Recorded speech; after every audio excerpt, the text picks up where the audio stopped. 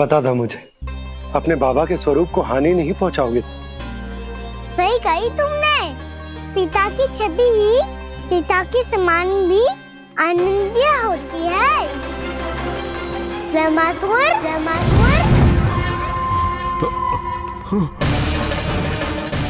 ये मैं अपने वास्तविक रूप में कैसे आ गया?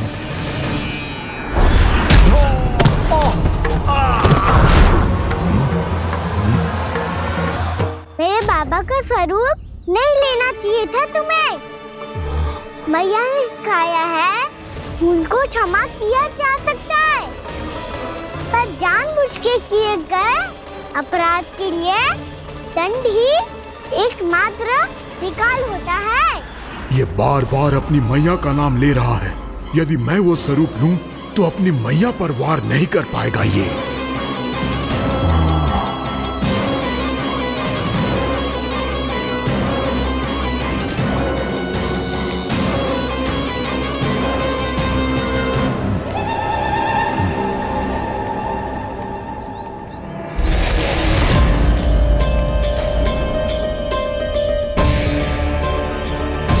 लल्ला, मैं तेरी मैया हूँ। अपनी मैया को मारेगा? बच गया। समझाया था, पर तुमने एक बार फिर से मूर्खता कर ही दी। इस पर तुमने पहले से भी बड़ी और पहले से भी भयंकर भूल किया ब्रह्मासुर।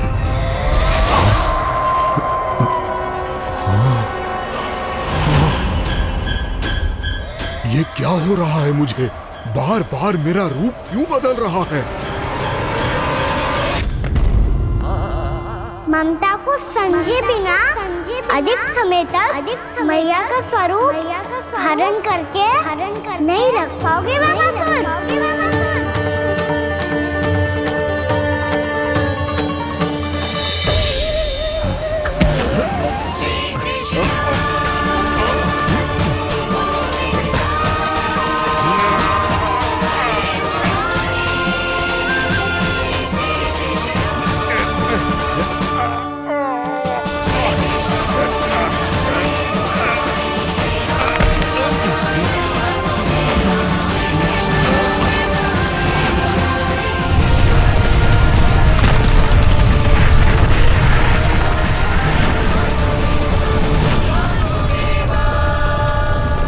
प्रभु के क्रोध से धरती भी कांपने लगी है।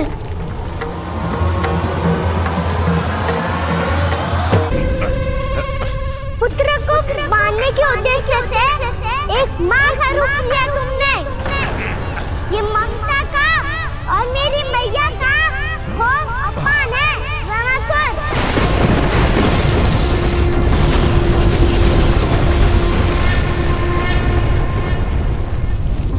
इससे पहले इस असुर के कारण निर्दोष प्राणियों का कोई अहित हो, मुझे कुछ करना होगा। यदि मैं माया का स्वामी हूँ तो आप भी बल के स्वामी हो। दाऊ, अपनी क्षमता, अपना सामर्थ्य स्मरण करो।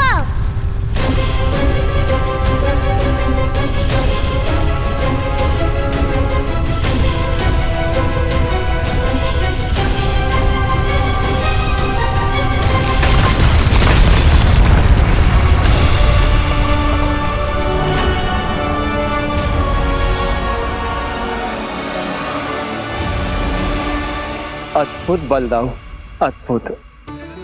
अपने बल का उचित प्रयोग करके आपने प्राणियों को हानि होने से बचा लिया और यह भी सिद्ध कर दिया कि इस युग में आपसे अधिक बलवान और कोई नहीं होगा। आज से आप बलदेव के नाम से भी जाने जाएंगे। आज से आप बलदेव के नाम से भी जाने जाएंगे। आपके चरणों का ये चिन्ह युगों युगों तक आपके बल की कथा कहता रहेगा। बलराम का चरण चिन्ह।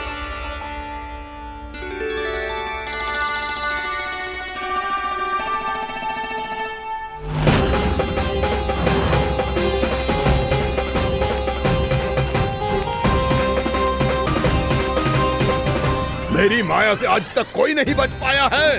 एक बार मुझे छोड़कर देखो, फिर पता चलेगा कि मैं हूँ कौन। पहले ये तो देख लो कि मैं कौन हूँ।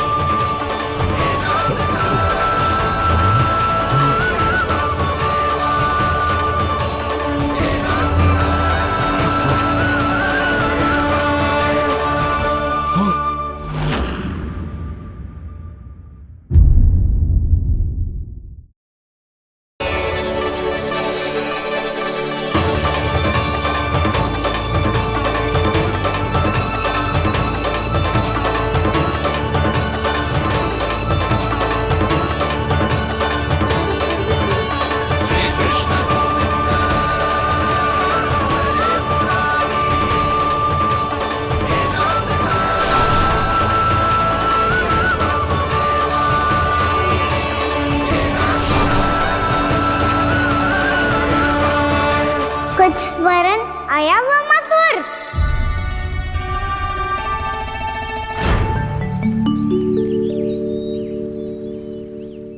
बहुत समय पहले की बात है, बहुत बड़े भूमाकर राज करते थे तुम्हें महान राजा भीमम के नाम से जाना जाता था। सब कुछ था तुम्हारे पास, पर शांति नहीं थी। इसीलिए शांति की खोज में अपना संपूर्ण राज अपने पुत्रों को सौंप कर मले पर्वत की ओर चल दिए। अनेक वर्षों की तपस्या के बाद तुम्हारे तप की कीर्ति चारों ओर फैलने लगी और फिर सच्चे तपस्वी की धूप में तुम्हारी ख्याति से प्रभावित होकर महर्षि उलट तुमसे भेंट करने आए। राजा भीमरथ, आपने ईश्वर की प्राप्ति के लिए सब कुछ छोड़ दिया, पर अपना अभिमान नहीं छोड़ पाए। इसीलिए मेरे आगमन पर सम्मान के साथ खड़ा होना तो दूर, मेरा अभिवादन भी नहीं किया। अभिमान तपस्वी का गुण नहीं होता है राजन, अभिमान राक्षसी गुण है। इसलिए मैं आपको श्राप देता हूँ कि आप अगले जन्म में एक राक्षस के रूप में जन्म लेंगे, एक राक्षस के रूप में जन्म लेंगे। मुझे क्षमा कर दीजिए महर्षि, मैंने जानबूझकर आपका अपमान नहीं किया है। मैं तो यहाँ पर शांति की खोज में आया था। अपने भीतर के संसार में गहरे सोच विचार में डूबा हुआ था मैं। मुझे क्षमा कर दीजिए महर्षि, मुझे क्षमा कर दीजिए। अपनी भूल का आभास प्रायश्चित की ओर पहला पग होता है। मैं अपना श्राप तो वापस नहीं ले सकता, परंतु आपको एक वचन अवश्य दे सकता हूँ। जब भी प्रभु नारायण का अवतार होगा, आपको उचित समय पे वो वरदान देंगे जिसकी आप लंबे समय से प्रतीक्षा कर रहे हैं।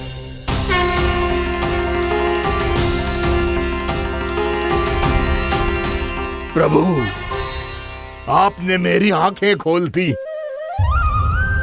अब मुझे पता चल गया है कि आप कौन हैं और मैं कौन हूँ। इसलिए आप मुझ पर कृपा करके अपने चरणों में स्थान दे दीजिए। मुझे वो शांति प्रदान कीजिए जिसकी खोज में मैं वर्षों से भटक रहा हूँ। शांति तो मोक्ष में ही है, इसीलिए मैं तुम्हें मोक्ष का वरदान देता हूँ।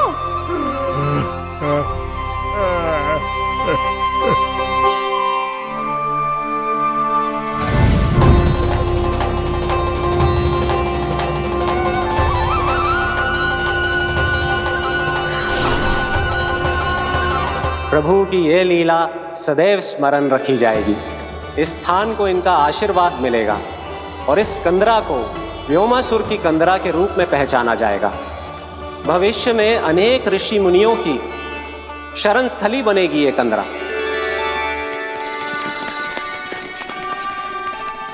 ये कोई साधारण बालक ना है। ऐसा चमत्कार कोई साधारण बालक थोड़ी ना कर सकते हो।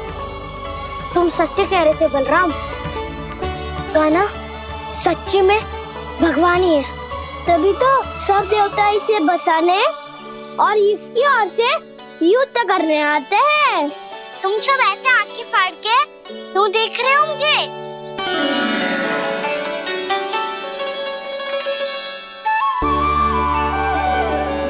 बलराम, तुम बलवान हो और कान्हा भगवान है।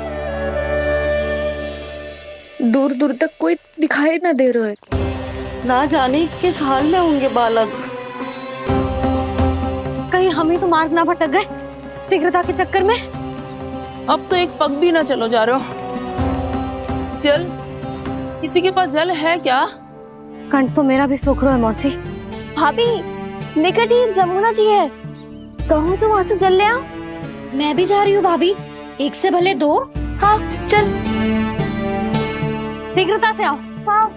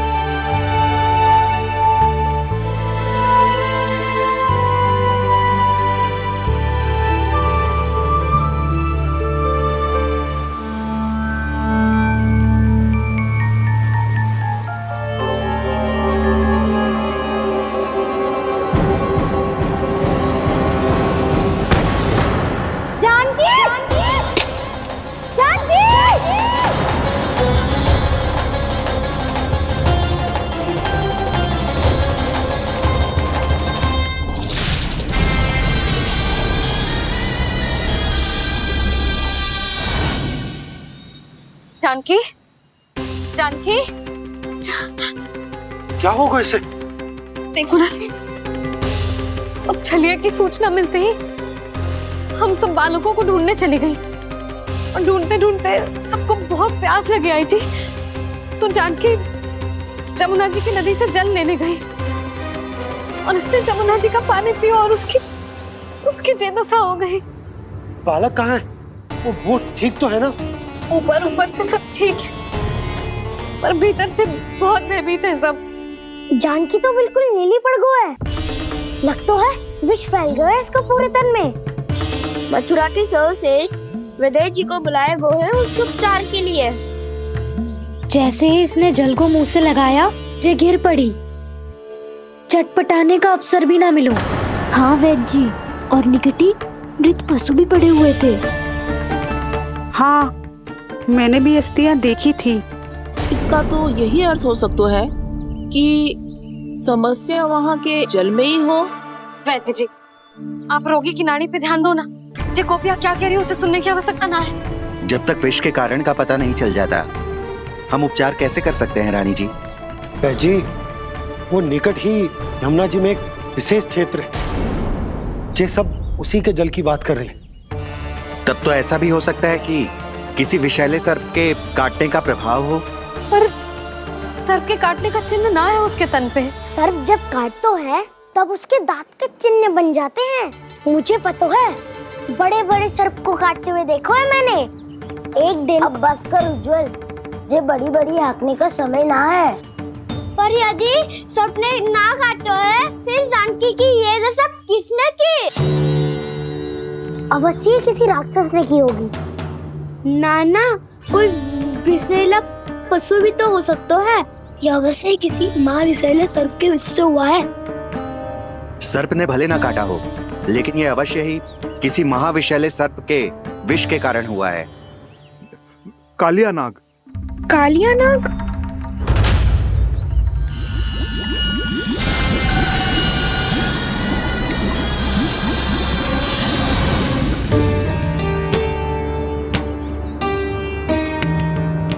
संकेतों से तो ऐसा लगता है कि जानकी ने कालिया नाग के क्षेत्र के विशाल जल पी लियो है। कालिया नाग एक लोक श्रुति है, कल्पना में गढ़ी हुई एक कथा, और कछु न है। हमें जाके पता लगाना पड़ेगा।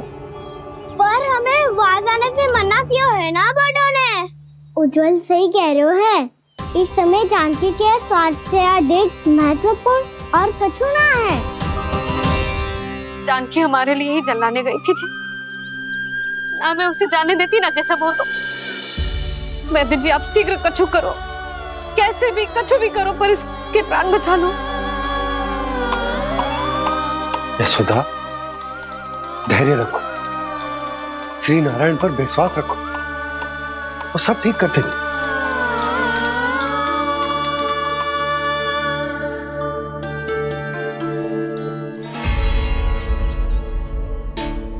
विष की काट की मेरे पास जितनी जड़ी बूटी थी मैंने सब अर्क बना के पिला दी, पर इसकी दशा में अभी तक कोई सुधार नहीं दिख रहा है। यह अंतिम जड़ी बूटी है, अगर इससे भी चमत्कार नहीं हुआ तो फिर जो नारायण की इच्छा।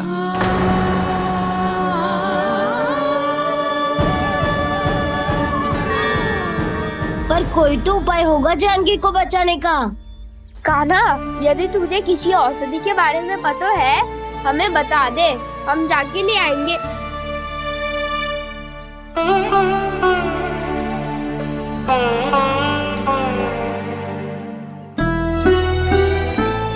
हे नारायण, हे प्रभु, मेरी जानकी के प्राण बचा ले प्रभु। या तो मैं अपने आप को कभी क्षमा न कर पाऊंगी। ये सारी मेरे ही कारण बनाई थी। उसकी रक्षा करो प्रभु, मेरी पुकार सुनो। कान्हा, तूने हमें बकासुर से बचाया था ना?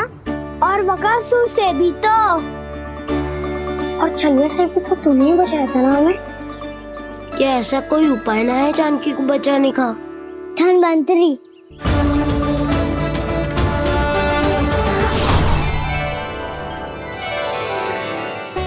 मैं आ गया हूं प्रभु, चिंता मत कीजिए, आपके आदेश का पालन अवश्य होगा।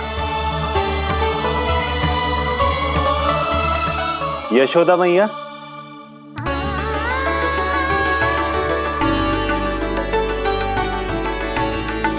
मैया आपको कोई पुकार रहा है।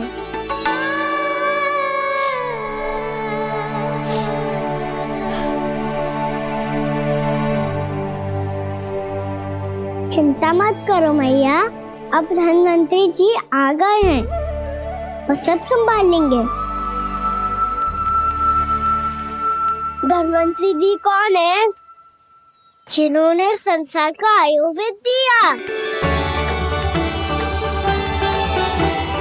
आरोग्य के देवता, वे श्री नारायण के अवतार।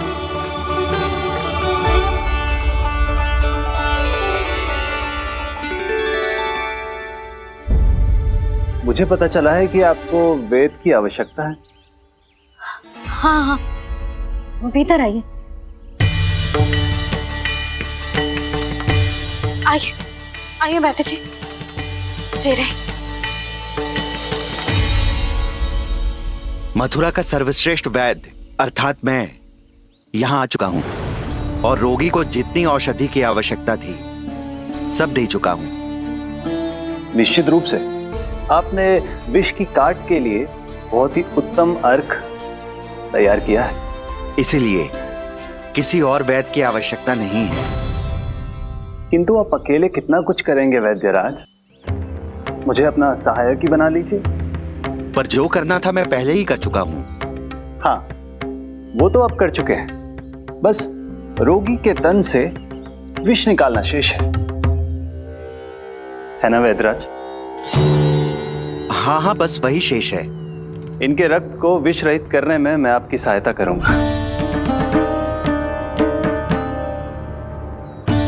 पहले ये संजीवनी मानी जाने वाली इन लाल फूलों की बूटी को भी घिसना है ना?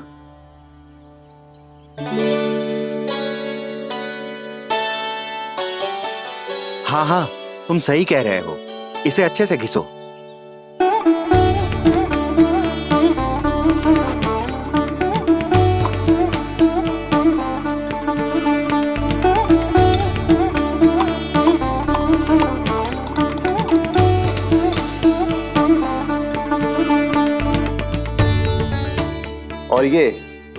खिले फूलों को भी तो मिलाना है ना। हाँ हाँ, अच्छे सहायक बन सकते हो तुम, ऐसे ही श्रम करते रहो।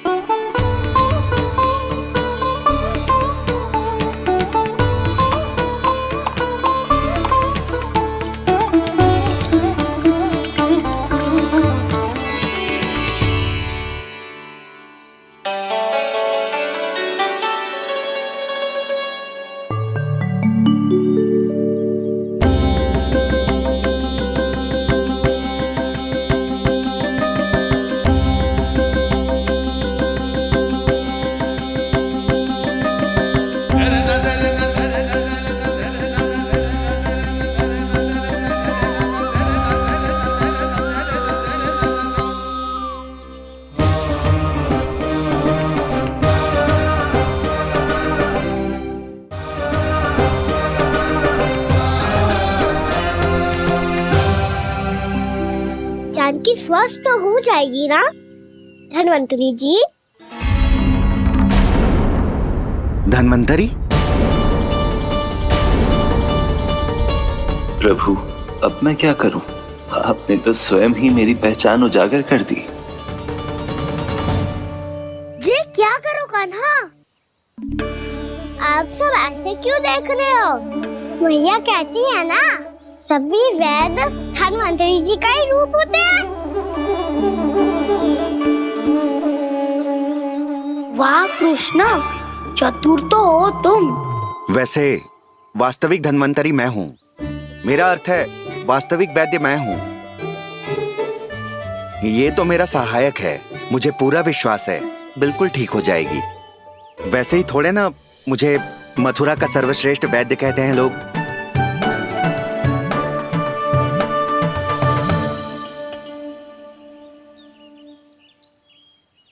जसोदा भाभी। जसोदा जी, जानकी को चेतना आ गई। जानकी, जानकी, जानकी, तू ठीक है ना? क्षमा करना भाभी, मैं आपके लिए जल ना ला पाई। बस बहुत भूख लगी है। मैं अभी कछु लाती हूँ। जानकी माखन खाओगी?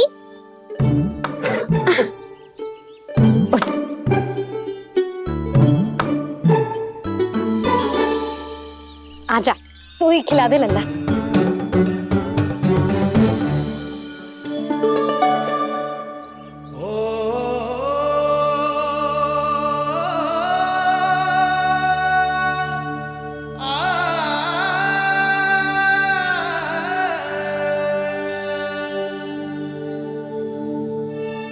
तुम सब मेरे लल्ला को माखन चोर कहती हो ना? आज देखो, अपना ही माखन जानकी को खिला रहे है।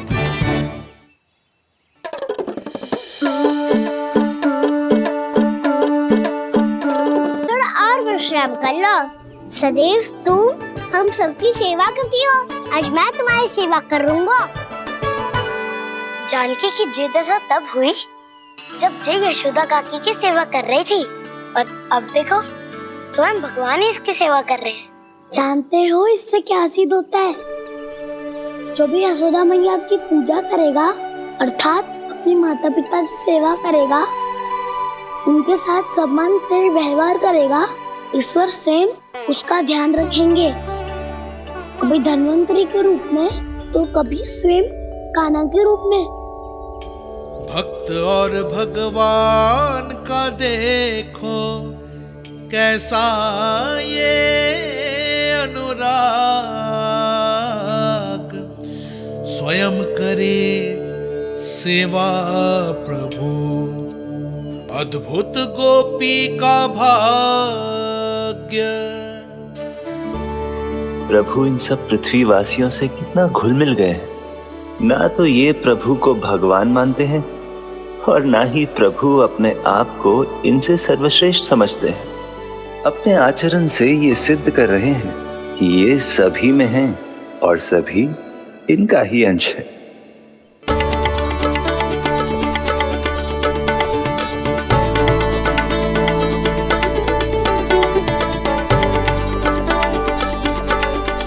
प्रभु, अब मुझे जाने की आज्ञा दीजिए।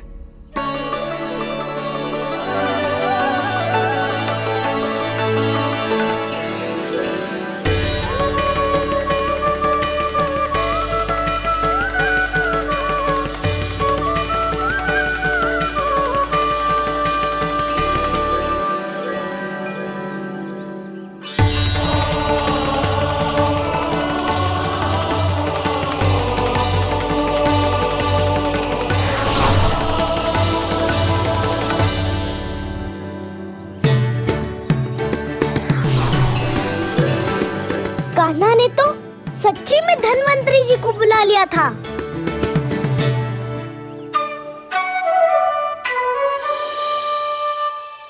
जब से कान्हा का जन्म हुआ है ना, मैं तब से देख रही हूँ, तब से हम पे कोई भी संकट आती है ना, तो अचानक से कोई अपरिचित हमारी सहायता करने आ जाता है। और जाते समय कान्हा की आज्ञा लेके जाते है, और कभी कभी तो इसे प्रभु बोल के जाते है। बाबा संभालो।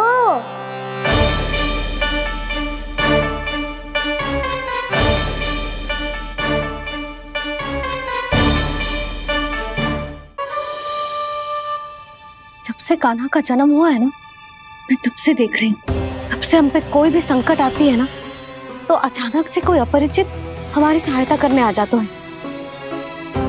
और जाते समय कान्हा की आज्ञा लेके जाते हैं, और कभी कभी तो इसे प्रभु बोल के जाते हैं।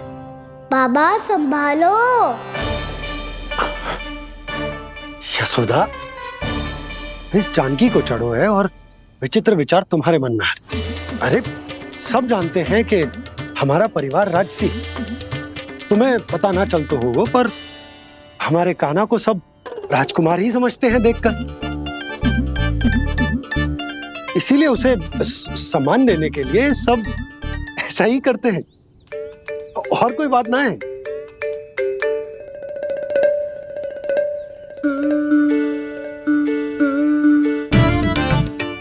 अब जी मेरे लल्ला को ऐसे क्यों घूर रहे हैं? बुरी दृष्टि लगाएंगे क्या? वैद्यराज जी, आपके सहायक तो गए, अब आप यहाँ क्यों? वो क्या है ना, मैं अपने रोगी का निरीक्षण करके पूरी तरह से संतुष्ट होकर ही जाता हूँ।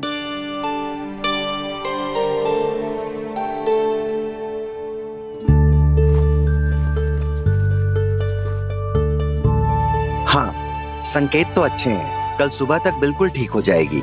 धन्यवाद वैद्य जी।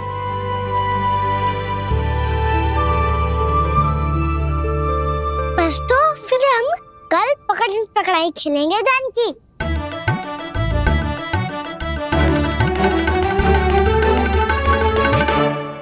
भानु, बंसी, जाकर उस क्षेत्र के चारों ओर बाड़ बनवा दो और वहां सूचना पट्ट भी लगा देना, ताकि जानकी के साथ जो हुआ है वो किसी और के साथ ना हो। शीघ्र जाओ। जी ठीक है।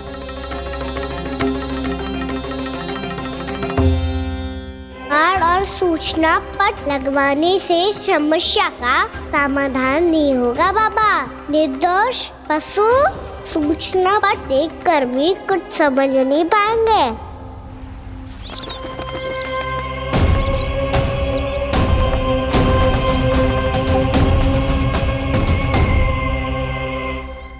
तो तुम्हारे कहने का अर्थ यह है कि व्योमासुर मारा जा चुका है और वो बालक अब भी जीवित है। हाँ महाराज, मैंने गोप बालकों को कहते सुना था कि कृष्ण ने छलिया को मोक्ष दे दिया है, पर वृंदावन सुरक्षित नहीं है महाराज। वो एक बहुत बड़ी समस्या से जूझ रहे हैं। कैसी समस्या? गांव के निकट क्षेत्र में किसी विषैले सर्प का निवास है।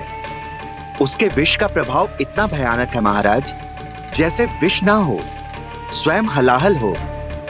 मेरी कोई भी औषधि रोगी का उपचार नहीं कर पा रही थी। निकट के क्षेत्र में कहां है वो सर्प?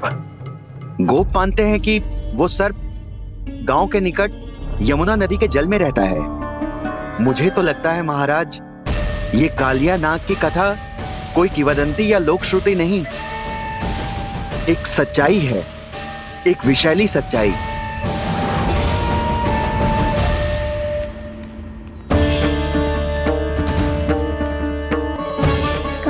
का सामना करने का समय आ गया है, पर उससे पहले मुझे बुलाना होगा उन्हें।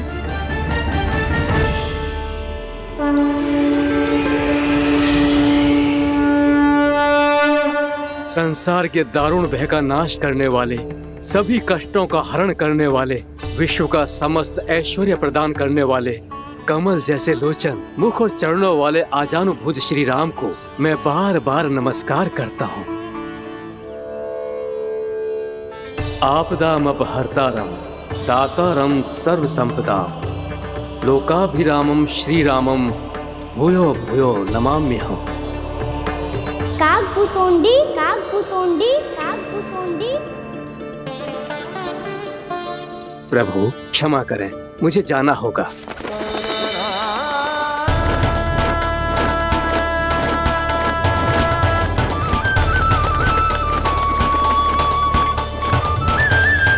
प्रणाम प्रभु।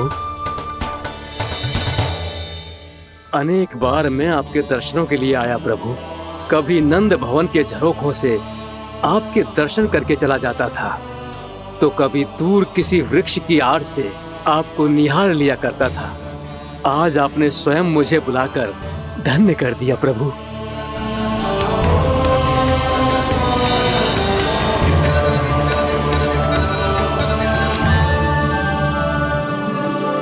मैंने आपको यहाँ एक विशेष कारण से बुलाया है।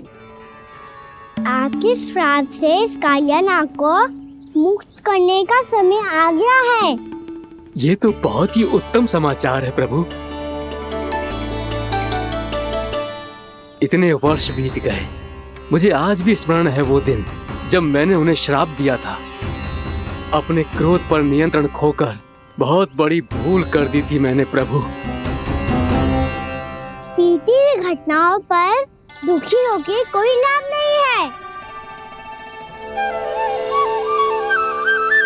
हमें भविष्य की ओर देखना होगा।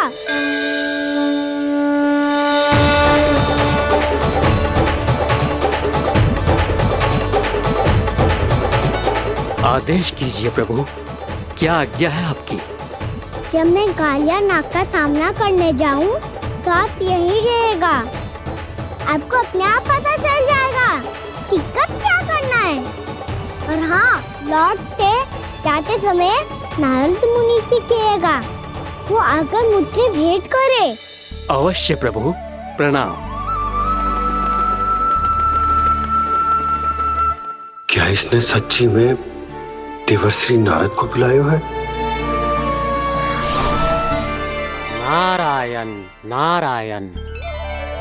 आपको संदेश भेजने की आवश्यकता नहीं थी। आप स्मरण करते और मैं चला आता। तुम्हारा कल्याण हो नारद।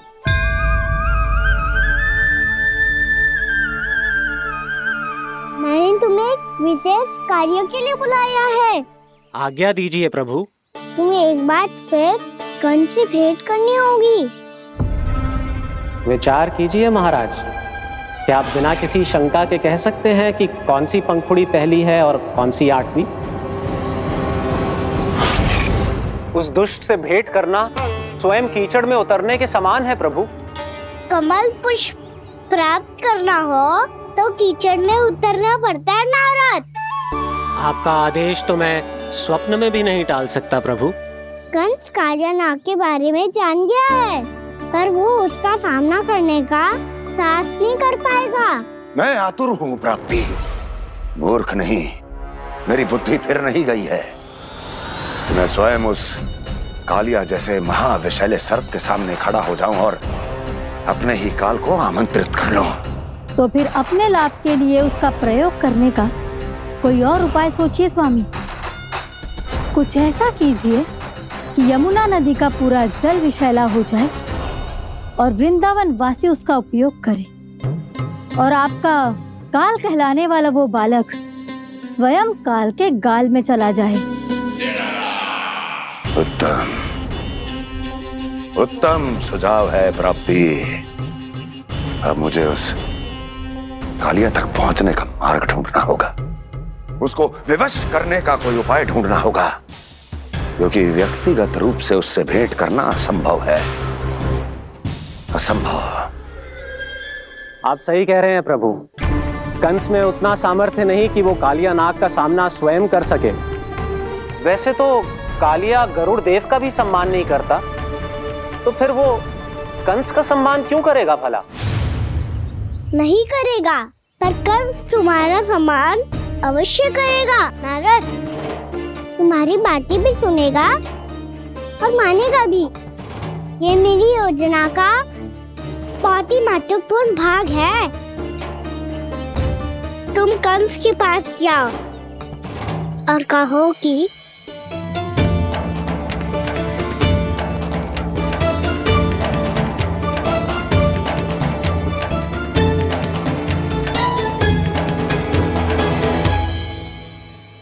संतान अपने माता पिता को तीर्थ का सौभाग्य दिलाती, और मेरा लल्ला कितना महान कि उसने हमारे घर को ही तीर्थ बना दिया।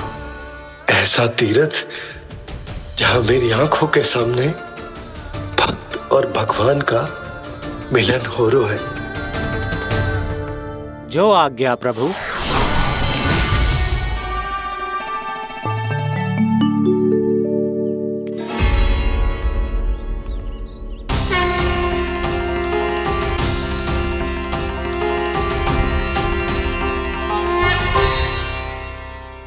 बाबा।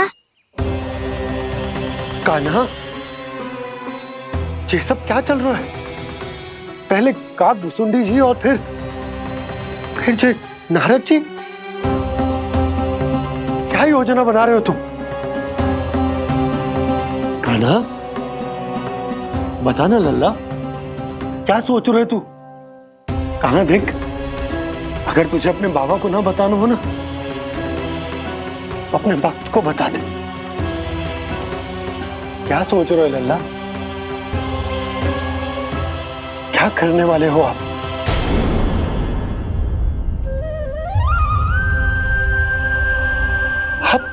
आप इतने दुखी क्यों हो? कान्हा,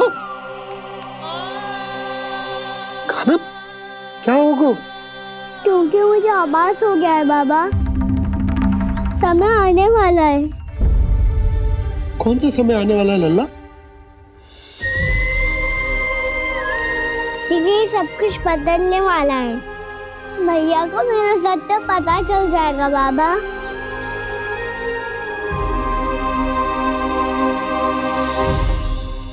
पर लल्ला, इसका काग भुसुंडी और कालिया नाग से क्या संबंध है? ऐसा क्या हुआ था और क्या होने वाला है?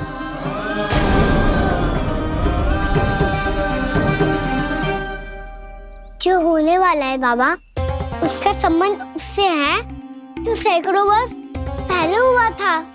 महर्षि भृगु के एक वंशज थे, वेद शिरा मुनि, जो विंध्याचल की पहाड़ियों में साधना कर रहे थे। तभी वहाँ अश्वशिरा नाम के एक दूसरे मुनि आमंत्रण के बिना ही आ गए। कितना सुंदर और शांतिपूर्ण आश्रम है। यहाँ प्रभु की साधना करने में बहुत आनंद आएगा।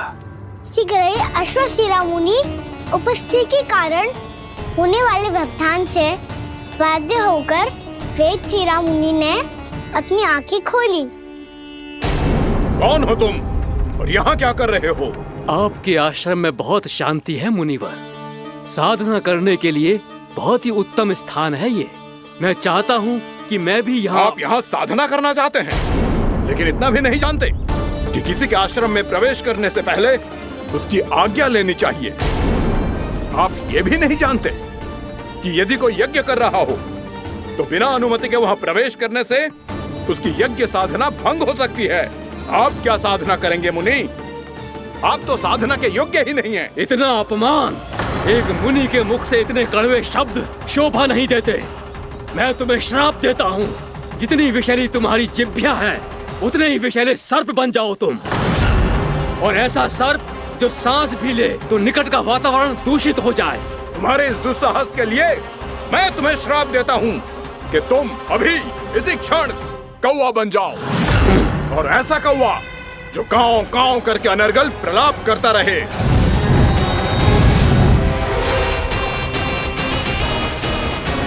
ये मैंने क्या किया? ये मैंने क्या किया? क्रोध के कारण दोनों ने एक दूसरे को श्राप दे दिया। पर दोनों ही मेरे भक्त हैं और भगवान होकर मैं अपने भक्तों को इतनी कठिनाई में कैसे देख सकता था। इसीलिए जिस संकट में उन दोनों ने अपने आप को फंसा लिया था, उसका समाधान करने में मैं उनके पास गया। देखिए ना प्रभु, ये क्या हो गया हमसे? हमारी रक्षा कीजिए प्रभु, मार्ग दिखाइए हमें। क्रोध पर नियंत्रण ना होने के कारण आप दोनों ने एक दूसरे को बहुत ही भीषण संकट में डाल दिया है। आप दोनों ही तपस्वी, तप के बल से दिए गए आपके श्राप को लौटाना भी संभव नहीं है। प्रभु कोई तो उपाय होगा, हम आपके शरण में हैं प्रभु। अपराध तो हमसे हुआ है प्रभु, पर अब आपसे ही आशा है। कुछ ऐसा कीजिए भक्त वत्सल, जिससे हम दोनों के श्राप का प्रभाव कुछ कम हो जाए। आप दोनों ही मेरे भक्त हैं, इसलिए आपकी पीड़ा का निवारण करने का एक उपाय है मेरे पास। वेद शिरामुनि, जब आप कालिया नाग बनेंगे तो आपको मेरे चरणों को अपने शीश पर धारण करने का सौभाग्य मिलेगा। और अश्र शिरामुनि, आप काग योनि होने के बाद भी आप श्रेष्ठतम ज्ञान और सर्वाधिक यौगिक सिद्धियों के स्वामी होंगे और प्रवचन दिया करेंगे। इसके बाद अश्वशिरा मुनि काक भुसुंडी बन गए, जिन्होंने आगे चलकर सेम गरुड़ देव को रामायण सुनाई। और मुनि वेदशिरा महर्षि कश्यप और देवी कत्रियों के पुत्र कालिया नाग बनकर जल में। और अब वही कालिया नाग जमराज्य में, जिनके कारण जानकी के प्राण लगभग चले ही गए थे। अब कालिया नाग को उचित स्थान पर भेजने का समय आ गया है बाबा। पर ये तो अच्छी बात है कान, वेदशिरा मुनि को दिया हुआ तुम्हारा वचन भी पूरा हो जाएगा, जमुना जी की शुद्धि भी हो जाएगी। इस सब के बाद भी तुम दुखी क्यों हो? क्योंकि इसके बाद मैया के सामने मेरा रहस्य खुल जाएगा बाबा। उन्हें पता चल जाएगा कि उनका बालक कोई साधारण बालक ना है। भविष्य में जो होने वाला है उसे सबके सामने घटने से रोकना मेरे लिए भी संभव ना होगा। मैया को सब पता चल जाएगा। क्या पता चल जाएगा रे मुझे?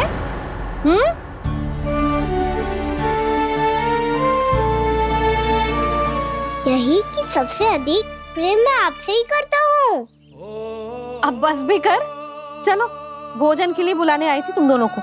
भूखा थोड़े ना रहने दूंगी अपने लल्ला को, मेरा लल्ला दुर्बल हो जाएगा ना। आप खिलाओगे तो ही खाऊंगा। हाँ ठीक है, मैं ही खिलाऊंगी। अब चल, आओ जी चल।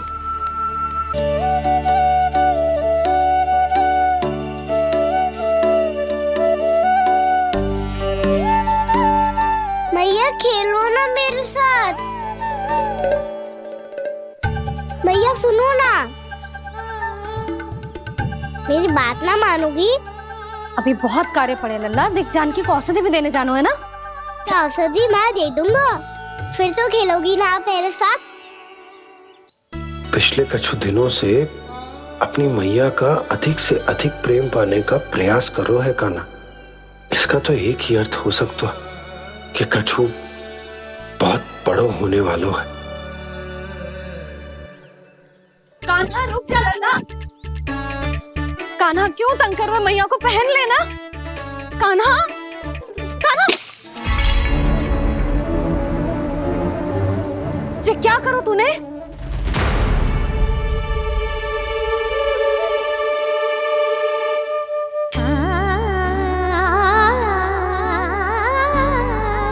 अच्छा ठीक है, अब मुंह लटकाने की आवश्यकता ना है। ये ले।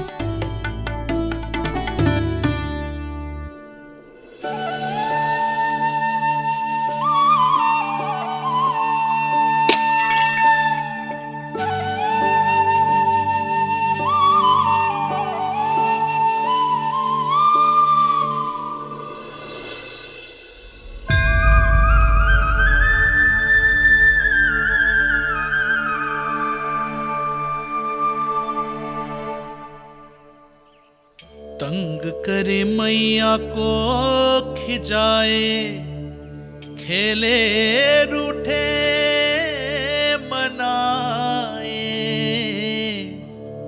लीला अनोखी करके शरारत, कान्हा दंड भी पाए।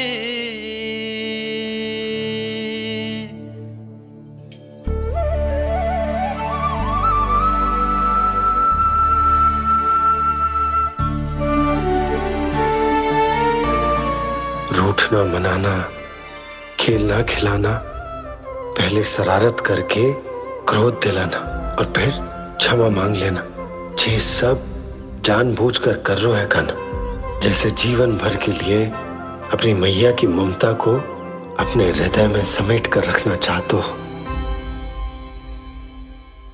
कैसे कैसे करूं उस कालिया से मित्रता, कैसे करूं उसका उपयोग?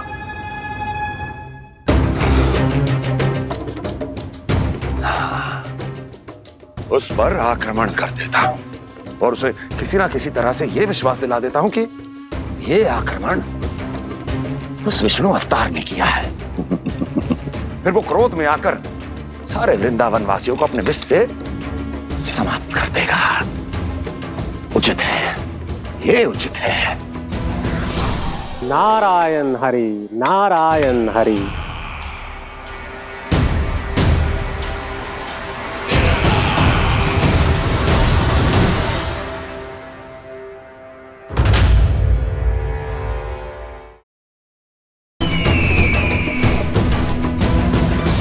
नारायण हरि, नारायण हरि।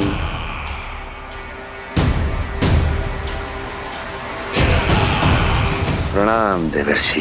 किस योजना में कितना लाभ है और कितनी हानि, यह आंकलन करते करते थक गए होंगे मथुरा नरेश। देवर्षि, आज मेरा ध्यान कैसे आ गया आपको? आप तो सदैव ही मेरे ध्यान में रहते हैं महाराज कंस।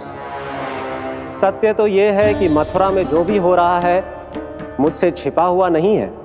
मैं जानता हूं कि आप किसी भी असुर को वृंदावन क्यों ना भेजें, और वो असुर कितना भी शक्तिशाली क्यों ना हो, कृष्ण का सामना नहीं कर पाता। या तो पराजय स्वीकार करके आपके पास लौट आता है, या तो फिर वीर गति को प्राप्त हो जाता है।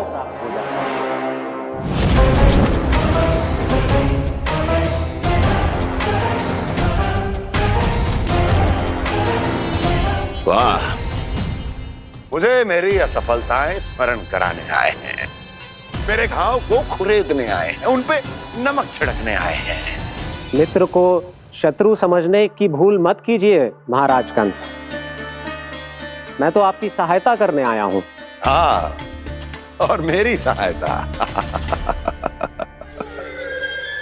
कृष्ण विष्णु अवतार है, आप विष्णु के भक्त हैं।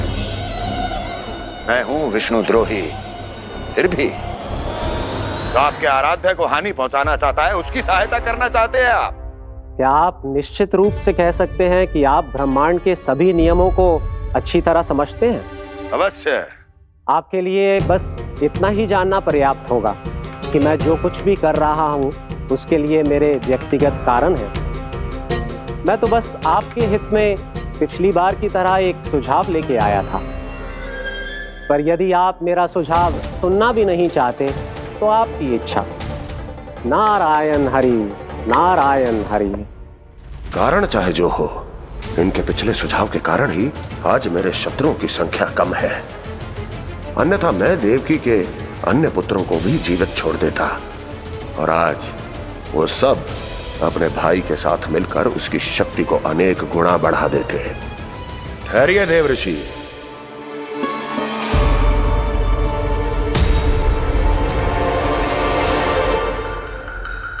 बताइए, क्या सुझाव है आपके पास?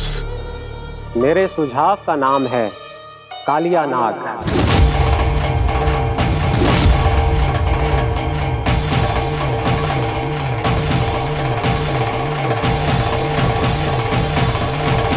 उसके विषय में मैं जानता हूं देवर्षि। समस्या ये है कि मैं स्वयं उससे मिलने नहीं जा सकता, उससे भेंट नहीं कर सकता। उस कृष्ण की हत्या के लिए उसको वृंदावन जाने के लिए तैयार नहीं कर सकता। तो मत जाइए उसके सामने और ना उसे भेजिए कृष्ण के सामने। हर बार आप किसी ना किसी असुर को अपने शत्रु के क्षेत्र में भेजते हैं, जहां शत्रु उसका सामना करने के लिए पूरी तरह से तैयार होता है और आपका असुर मारा जाता है। इस बार शत्रु को युद्ध स्थल चुनने का अवसर मत दीजिए महाराज। इस बार योजना का जाल ऐसे बुनिए कि कृष्ण स्वयं उसके पास जाने के लिए विवश हो जाए। कालियानाग स्वयं काल है, मृत्यु का दूसरा नाम है। उसके विष का उपयोग अपने लाभ के लिए कीजिए महाराज। वैसे कालिया के विष की अधिकता का अनुमान तो होगा ही आपको।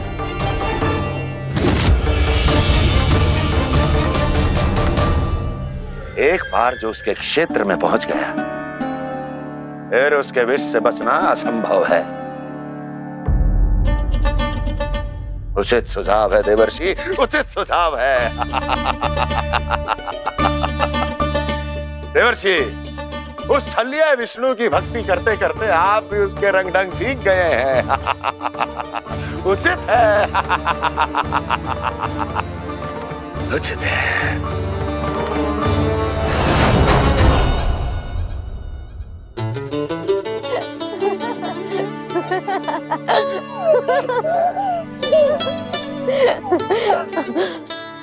बस बस, बहुत आनंद ले लियो लला। बस अब दूध पी ले। ठहर ठहर, गर्म है। जी ले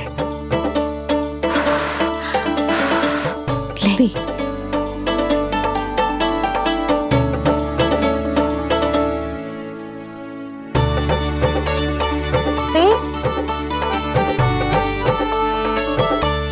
मैं ना होती तो ना जाने क्या होता तेरा। अपने आप दूध भी ना पी सकते है, भावला कहीं का। आपकी इस प्रेम के लिए तो मैं धरती पे आया हूँ मैया। मैं भी यही सोच रहा हूँ यशोदा कि तुम ना होती तो मेरा क्या होता। इसी बात पे थोड़ा दूध और कजू खाने को दे दो। अरे मैं तो भूल ही गई। तनिक ठहर जाओ जी, जी दूध पी लेना तो आपके लिए भी कछु ले आती हूँ।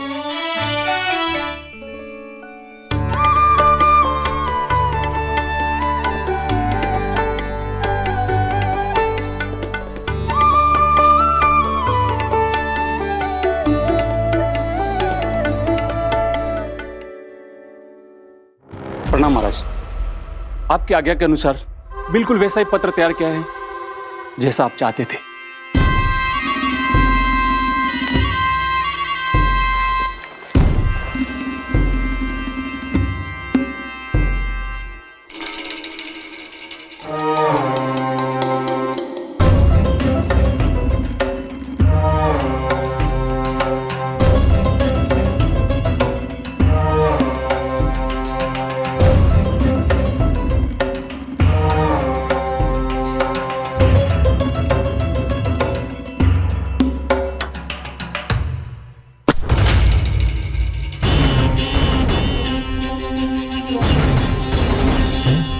कृष्ण जन्म से लेकर आज तक ये मेरी सबसे महत्वपूर्ण योजना है। इसका सफल होना निश्चित है दूत, किंतु केवल वही करना जैसा मैंने कहा है। जाओ।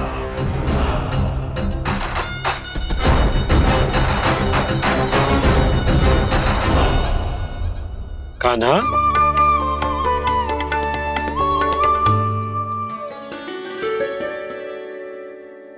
क्या होगा?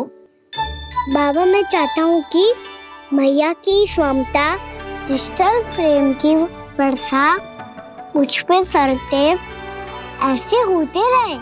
वो तो होती रहेगी लल्ला। अपने लल्ला के लिए किसी मैया का प्रेम कभी कम हो सकता है भला? नंदराज, वो मथुरा से एक दूत आयो है महाराज कंस का राजपत्र लेके।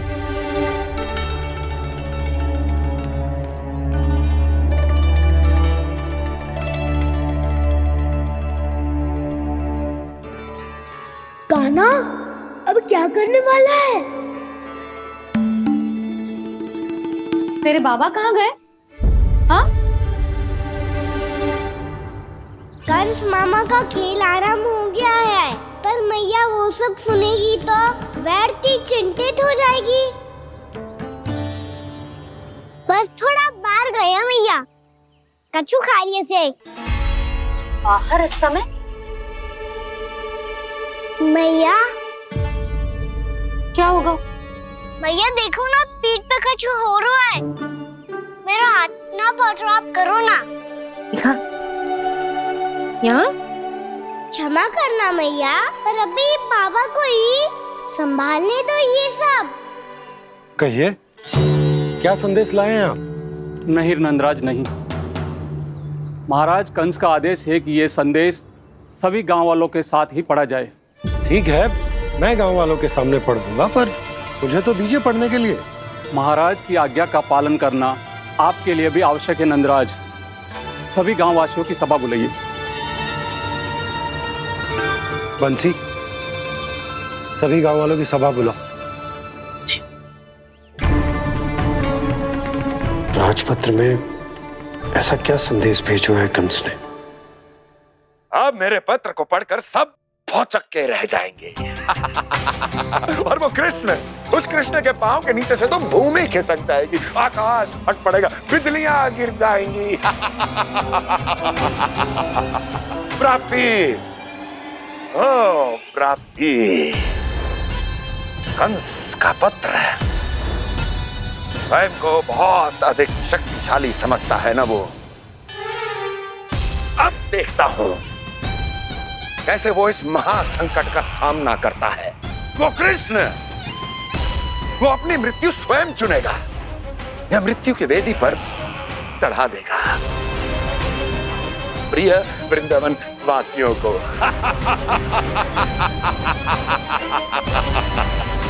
अब आएगा आनंद प्राप्ति, अब आएगा आनंद। सबको इकट्ठा करवा के ही पढ़वाएगो। अवश्य ही कोई विशेष संदेश दिया होगा कंस ने।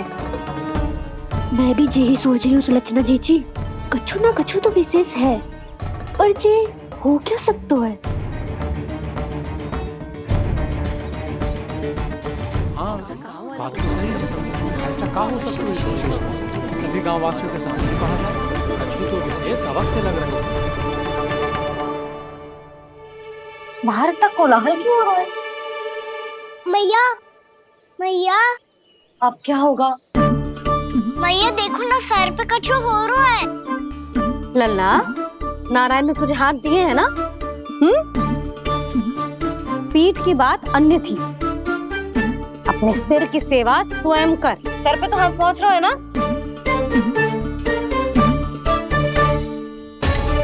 मैया सुनो ना, मैया देखो ना, तीव्र कर कछु हो रहा है। मैया देखो ना, तीव्र कछु हो रहा है।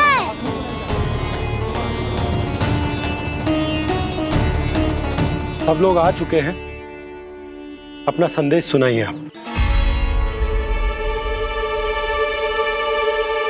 गोपराज नंद और सभी वृंदावन वासियों को सूचित किया जाता है कि मथुरा अधिपति और आप सभी के महाराज कंस ने कल सुबह भव्य पूजा का आयोजन किया है।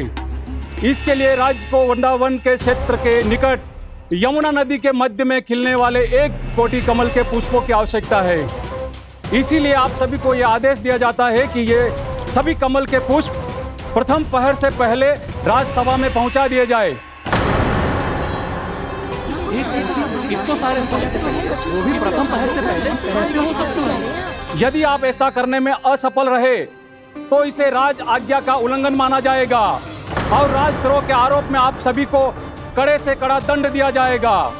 स्मरण रहे, यदि कल की पूजा में इन 1 कोटि कमल के पुष्पों का ना पहुंचने के कारण कोई व्यवधान आया तो समस्त वृंदावन वासियों को दोषी माना जाएगा और पूरे गांव को निवासियों सहित धूल में मिला दिया जाएगा। कल प्रथम पहर तक का ही समय है आप सबके पास।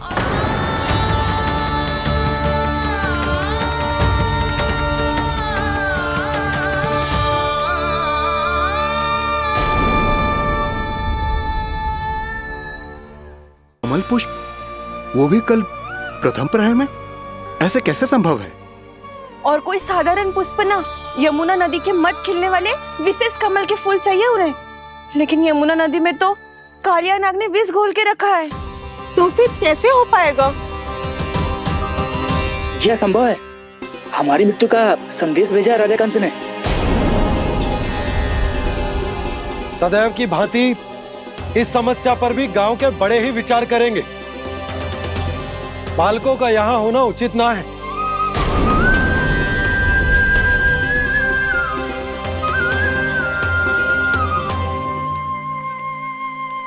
लल्ला ले, जगेंद ले, जा अपने सखाओं के साथ खेल। सुबह उज्जवल, मधुमंगल वसंता, देखो मैया ने क्या दिया है। चलो खेले, बहुत आनंद आएगा आज।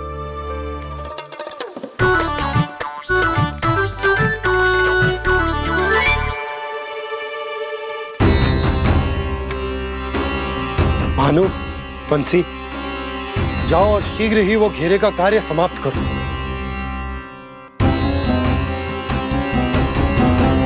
पर कछु ना कछु तो करना पड़ेगा ना। पर हम कर ही क्या सकते हैं? पुष्प लाने को और कोई उपाय है भी तो ना। मैं चला जाऊंगा जमुना जी में। वैसे भी मेरे जीवन के कितने दिन शेष बचे हैं। गांव के लिए, समाज के लिए कुछ करके मरूं, तभी तो शांति मिलेगी। ना काका, यदि आप उस विषैले जल में छलांग लगा भी दोगे, किंतु 1 कोटि कमल पुष्प एकत्रित कर पाना आपके लिए संभव ना है। इससे अच्छा है कि मैं चला जाऊं। यदि मैं मर भी गया तो मेरे पीछे रोने वाला कोई ना है। किसी को कहीं जाने की आवश्यकता ना है। गोप नरेश होने के नाते ये मेरा कर्तव्य है कि मैं आप सबकी रक्षा करूं। नंदराज, आपको जाना है तो जाओ। हरिया, काका, भैया सब चले जाओ। लेकिन आपको पता है वहाँ का जल कितना विषैला है। आप लोग एक क्षण भी जीवित नहीं रह पाओगे। फिर कैसे इकट्ठा करेंगे 1 कोटि कमल पुष्प? आप बात तो सही कह रही हैं शांति। उस दुष्ट कंस ने ऐसी मांग रख के हम सबको फंसा दिया। हम में से कोई भी क्यों न चला जाए और इस संकट का समाधान ना निकले को। कान्हा, बताना कौन सा खेल खेलें? गेंद पकड़ खेलते हैं। पर एक बात सुन लो सब, कोई भी तीव्र गति से ना फेंकेगा गेंद को। भैया ने फ्रेम बनाई है मेरे लिए। सब तैयार हो?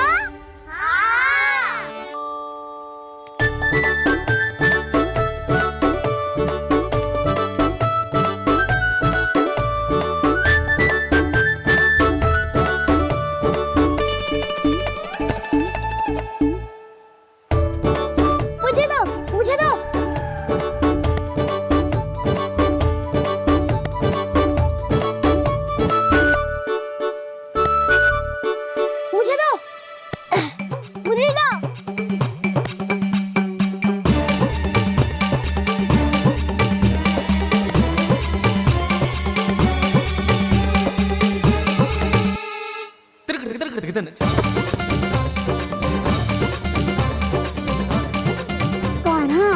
इतनी धीरे से फेंकेगो तो कैसे आनंद आएगो? थोड़ा बल लगा के फेंक। हाँ कान्हा, हम अभी बड़े हो गए हैं, तू अब भी छोटे बालकों की तरह फेंक रहा है।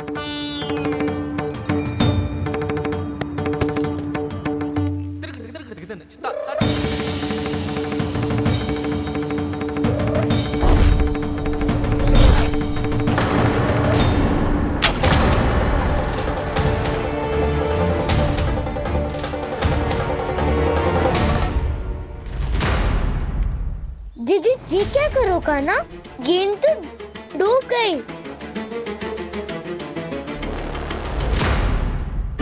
अच्छा, तो ये सब इसकी योजना का भाग था ताकि ये कालिया का सामना कर पाए। तुम सबने तो कही थी तीव्र गति से फेंको। देखो फिकवा दी ना मेरी गेम। मुझसे नदी में। अब मुझे जाके लानी पड़ेगी। रुक जा कान्हा, रुक जा कान्हा। जे क्या बोल रहे हो कान्हा? इसमें तो बहुत संकट है। कोई भी संकट मेरी मैया का उपहार खोने से बड़ा ना है। बहुत प्रेम से बना के उन्होंने दी थी। हे नारायण, कोई उपाय समझ में ना आ रहा है। मैया, हम कैसे करेंगे हम अपने गांव की रक्षा? कीड़े पड़ेंगे उस दुष्ट को। यदि उसके कारण किसी के प्राण चले गए तो कौन सा फल मिलेगा उसे इस पूजा का? तुम सही कह रही हो यशोदा। हमारे पास कोई और दूसरा विकल्प भी तो ना है। यदि हमने मथुरा की राज आज्ञा का पालन ना किया तो इसका दुष्परिणाम पूरे गांव को भुगतना पड़ेगा।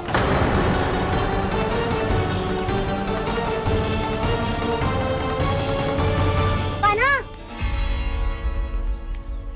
तुम्हें पता है कि तू भगवान है, दिव्य है, बहुत शक्ति है तुझमें, पर फिर भी हम तुझे विषैले जल में ना जाने दे सकते। कुछ होगा तो तुम सब इतनी हट कर रहे हो तो ठीक है, ना जाऊंगा। गेंद कहाँ गिरी है, कितनी दूर गई है, ये तो देख लूं, ताकि उसे बाहर निकालने का कोई उपाय ढूंढ पाऊं।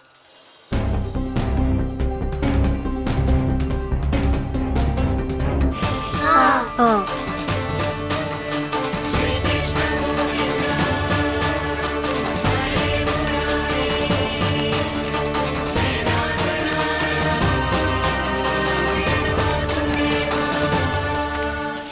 कान्हा की ये लीला तो समझ ही नहीं आ रही। पहले इसने देवश्री नारद को मथुरा जाकर कंस को भड़काने के लिए कहा, फिर स्वयं ही दुखी भी हो गया कि अब इसका रहस्य सबके सामने खुल जाएगा। और अभी स्वयं में तो इसने कहा था कि गेंद बहुत महत्वपूर्ण है, फिर स्वयं ही उसे नदी के विषैले जल में फेंक दिया।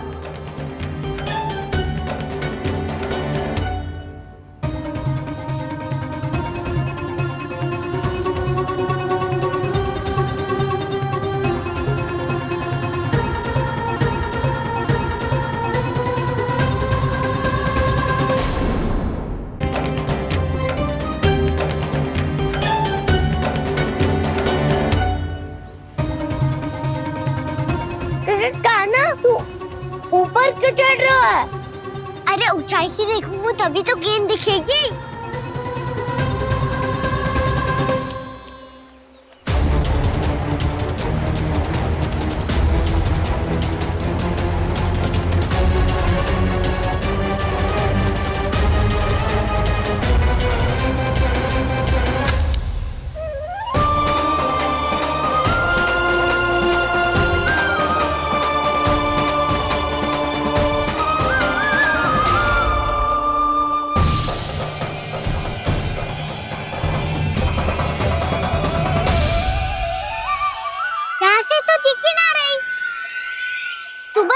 से फेंकी थी ना?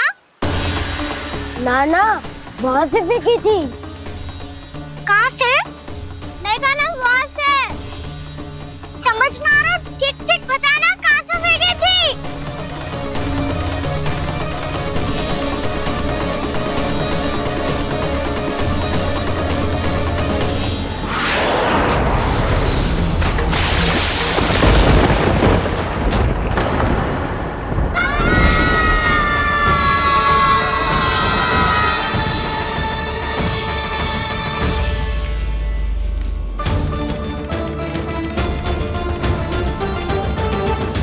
कालिया नाग के क्षेत्र में जाकर कोई भी जीवित वापस ना लौट सको है।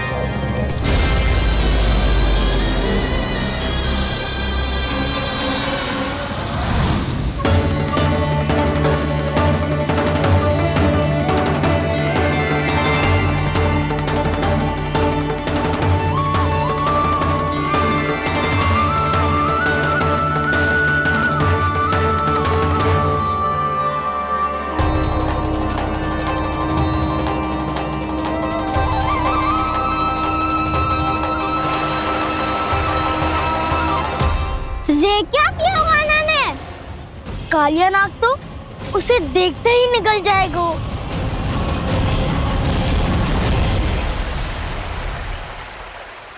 तो आरंभ से अब तक सब कुछ उसकी लीला का ही भाग था।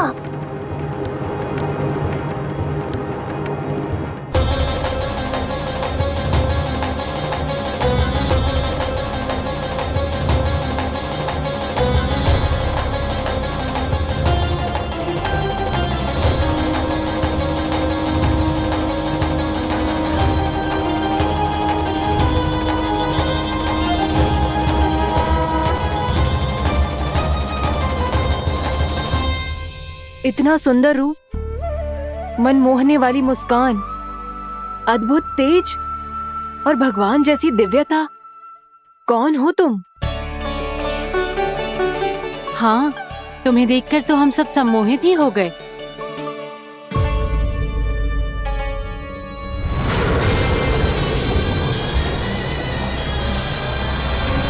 तुम जो भी हो बालक, वापस लौट जाओ।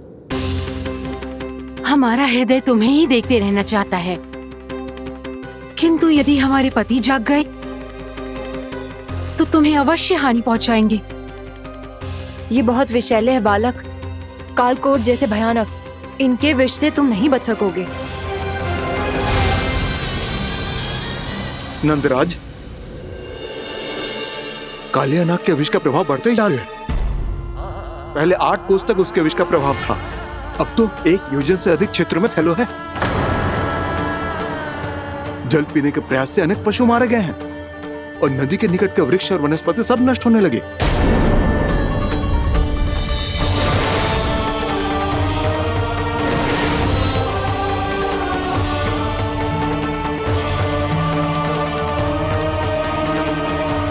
इनके विष की तीव्रता इतनी अधिक है बालक कि इनके संपर्क में आने वाले को तड़पने का भी अवसर नहीं मिलता। इनके विष की अग्नि क्षण भर से भी कम समय में प्राणवायु को जलाकर राख कर देती है।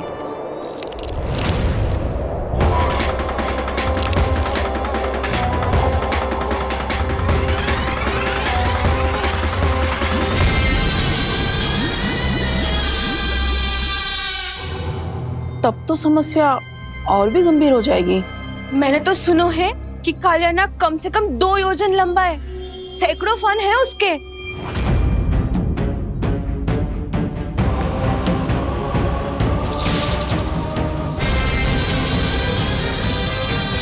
इसका अर्थ तो ये है कि हम दोनों ओर से फंस गए। एक और कंस को 1 कोटि कमल पुष्प देने जो कि कालिया नाग के क्षेत्र में पड़ते हैं, और दूसरी ओर उस कालिया नाग का विष यमुना जी के क्षेत्र में बढ़ता ही जा रहा। इसके कारण हम ही नहीं, निर्दोष पशु पक्षी भी संकट में। इन दोनों समस्याओं का एक ही समाधान है, उस कालिया नाग का सामना करना। और ये ना समझ आ रहा कि हम ये करेंगे कैसे, क्योंकि ये बात साधारण मनुष्य के बस की ना है। हमारे लिए ये असंभव है।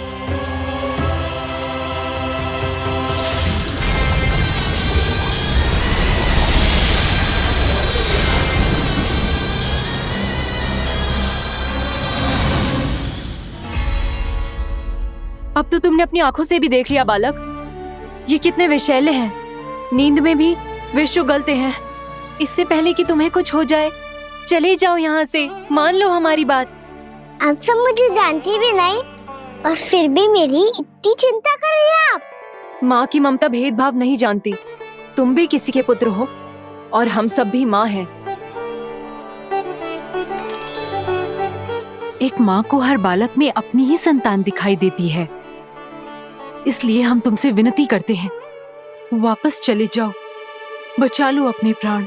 मेरी चिंता मत कीजिए, मुझे कुछ नहीं होगा। होगा, अनर्थ होगा यदि ये उठ गए तो।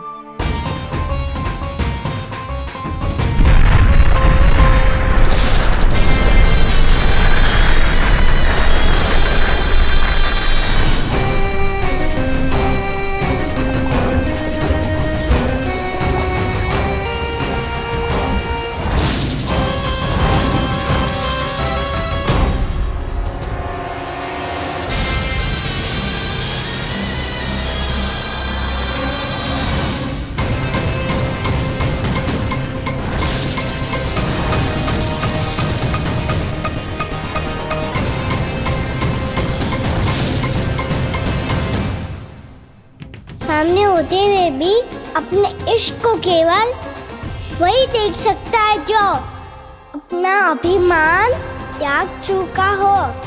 पर पूर्व जन्म में मेरा भक्त होने के नाते मेरा सत्य स्वरूप देख पाने में मुझे इसकी सहायता करनी चाहिए।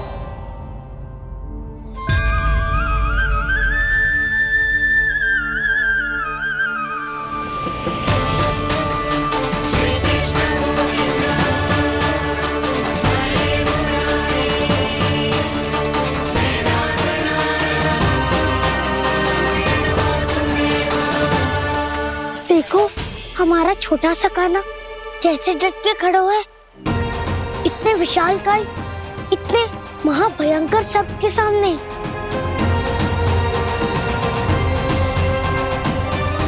ये कोई भगवान नहीं है जो इसके सामने हाथ जोड़ रही हो तुम सब।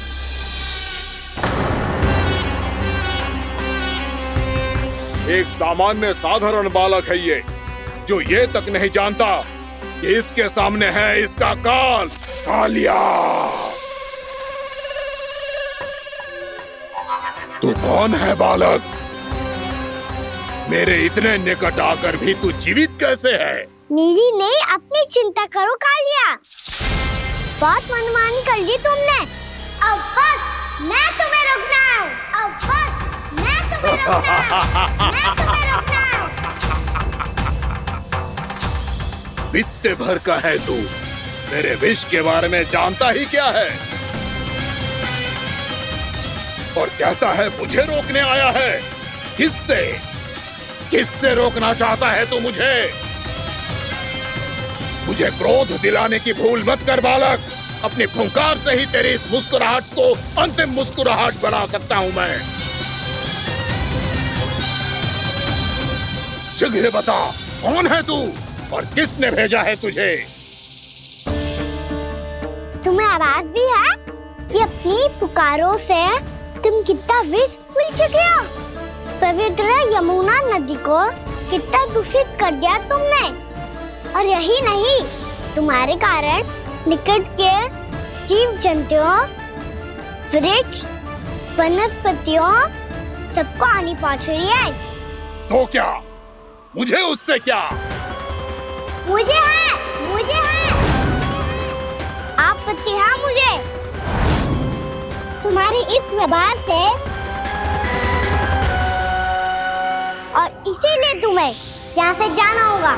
यहाँ से जाना होगा।